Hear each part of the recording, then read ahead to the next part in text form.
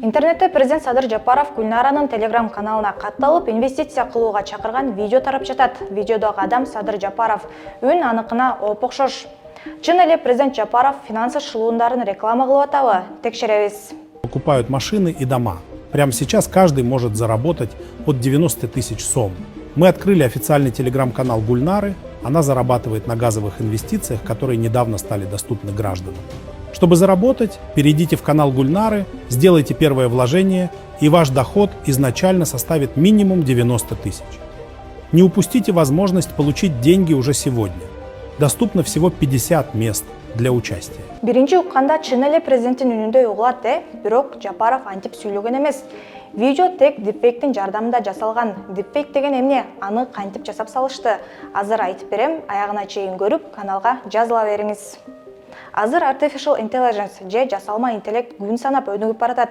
Мурда Photoshop'тон сүрөттөрдү түрдүүчө жасап ала алсак, эми компьютерден тийиштүү программасы жасалма интеллекттин жардамы менен сиздин каалагандай сүрөтүңүздү тарта алат, түгүл видеоңузду чыгарып, каалаган сөздү сүйлөтүп кое алат. Мына ошондой жол менен жасалган нерселерди дипфейк деп коюшат. Дипфейкти аныктоо кыйын, жасалма интеллект өнүккөн сайын андан да кыйындап баратат. Мындай жол менен кылбаган ишти кылдырып, же үндүн коштоосунда сүйлөтүп койсо болот. Земля в иллюминаторе видна, как сын грустит о матери. Ошондо президент Жапаров чын эле каржы шылуундарын жарнамалап атабы, же ал дипфейкпи?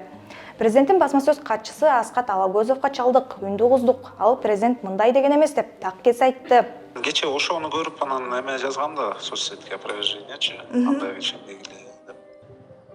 Башка жакта отуруп алып, анан жанакындай жасалма интеллект менен элдердин башын айлантып атышат да. Садыр Жапаровдун үнүн окшоштурулуп дипфейк менен жасалган, ал үчүн бир канча программалар бар. Алардын бири Paradis деген программа. Мне кажется, Иванов Иван Иванович может стать следующим президентом. Но только если он перестанет играть в доту и начнет лучше готовиться к экзаменам. Демейде Paradis деп башка бирөөнү окшото туураган адамды айтат эмеспизби? Мисалы, Талант Анарбаев президенттерди кыйын туурайт. Колдоп атышат, биз көп нерсени жасайбыз дегенбиз, эми биздин колубуздан эчтеке келбейт экен эми. Эми олуттуу жагына келсек, 2021 жылы август айында анык эмес маалыматтын тагыраагы фейктен коргоо жөнүндө мыйзам кабыл алынган. Анда интернетте жалган маалымат таратууга жол берилбеси жазылган.